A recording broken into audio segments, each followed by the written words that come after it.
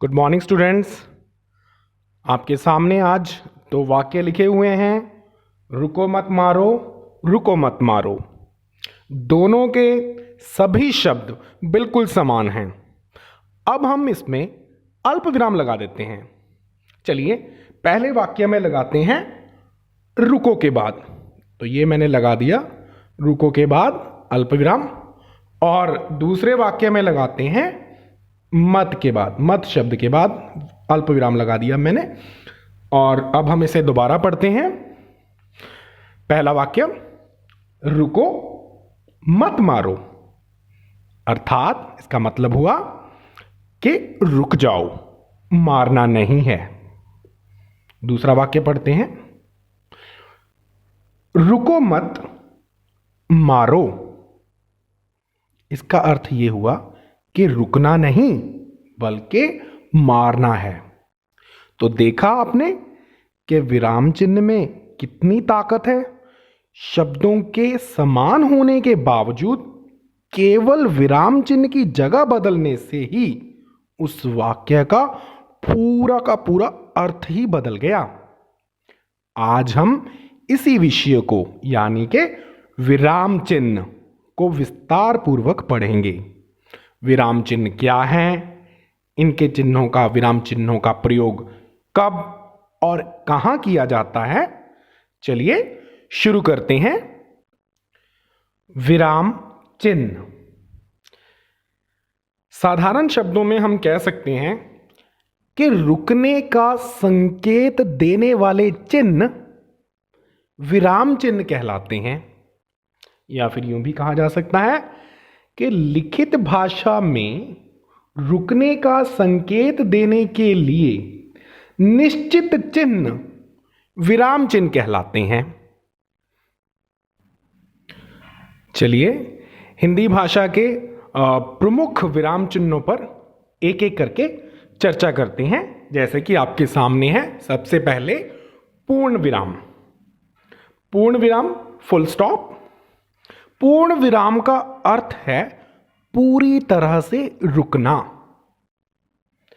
यह वाक्य के अंत में लगाया जाता है। इस चिन्ह का प्रयोग जब वाक्य खत्म होता है, उसके अंत में पूर्ण विराम यानी पूरी तरह से वाक्य जब रुक जाता है, वहां पर पूर्ण विराम का प्रयोग किया जाता है।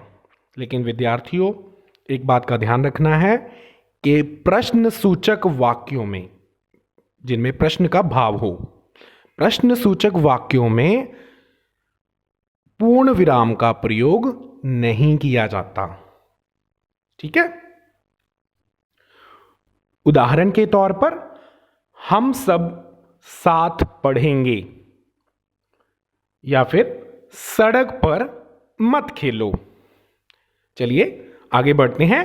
दूसरा विराम चिन्ह जो कि हमारे पास है अल्प विराम, जिसे कि कॉमा कहा जाता है।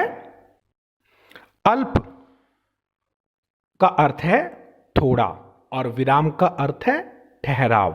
तो इसका मतलब हुआ, अल्प विराम का मतलब है थोड़ी देर रुकना।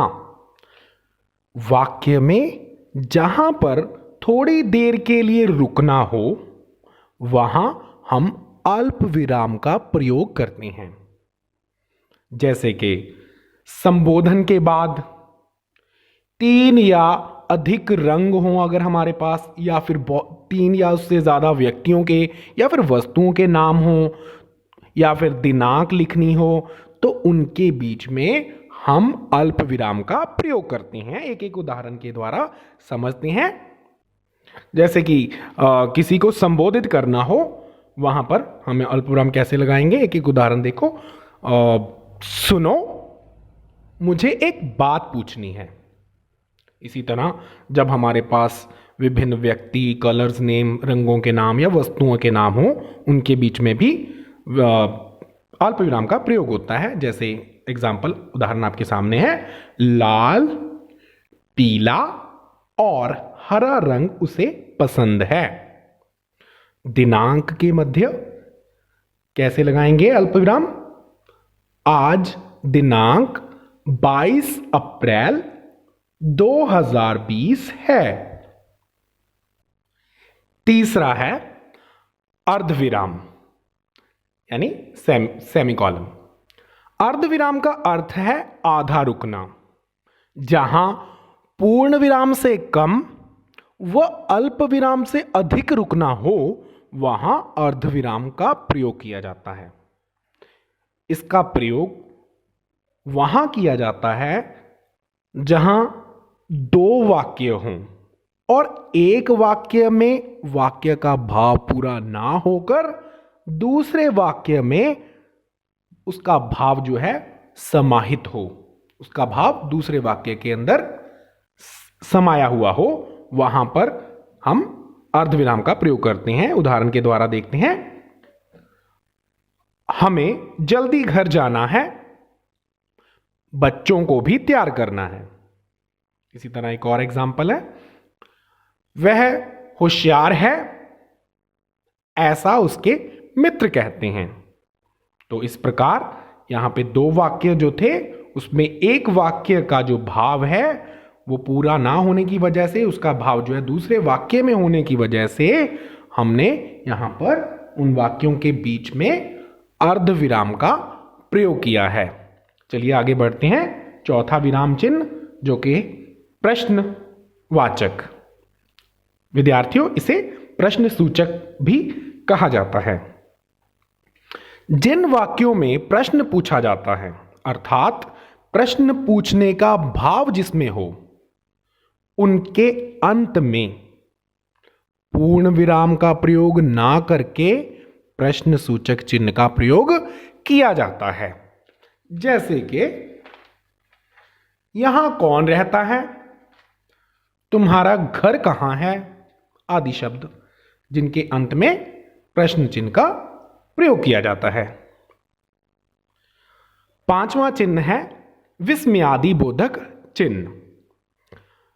हर्ष, शोक, घृणा, क्रोध, आश्चर्य आदि भावों को व्यक्त करने वाले शब्दों के पीछे विस्मयादि बोधक चिन्ह का प्रयोग किया जाता है। अर्थात जहां पे बहुत ज्यादा खुशी की कोई बात हो, बहुत ज्यादा दुख का कोई भाव पेश हो रहा हो, प्रकट हो रहा हो, कोई बहुत ज्यादा आश्चर्य हैरानी हो कहीं पर, उन शब्दों के पीछे विस्मयादि बोधक चिन्ह का प्रयोग किया जाता है। जैसे कि उदाहरण देख लेते हैं, वाह यह तो अच्छी खबर है। इसी तरह एक और उदाहरण, अरे यह किसका घर है। इस तरह विस्मयादि बोधक चिन्ह का प्रयोग किया जाता है। आगे बढ़ते हैं। छठा और आज का अंतिम चिन्ह योजक चिन्ह। योजक चिन्ह का प्रयोग पुनरुक्त शब्दों के बीच, समास में द्वंद्व समास के मध्य तथा तुलनात्मक स्थिति में किया जाता है।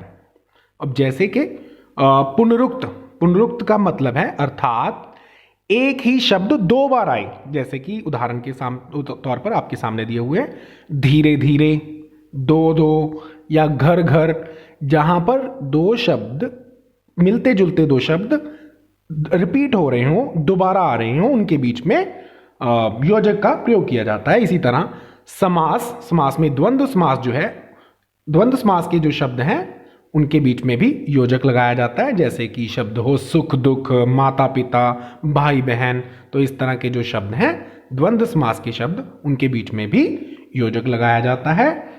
तीसरा जो है तुलना की स्थिति।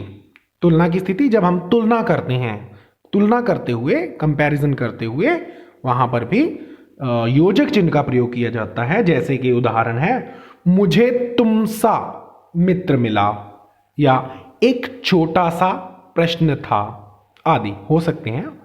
तो विद्यार्थियों, विराम चिन्ह के अन्य प्रमुख चिन्ह जो हैं अगले वीडियो में समझाए जाएंगे। धन्यवाद।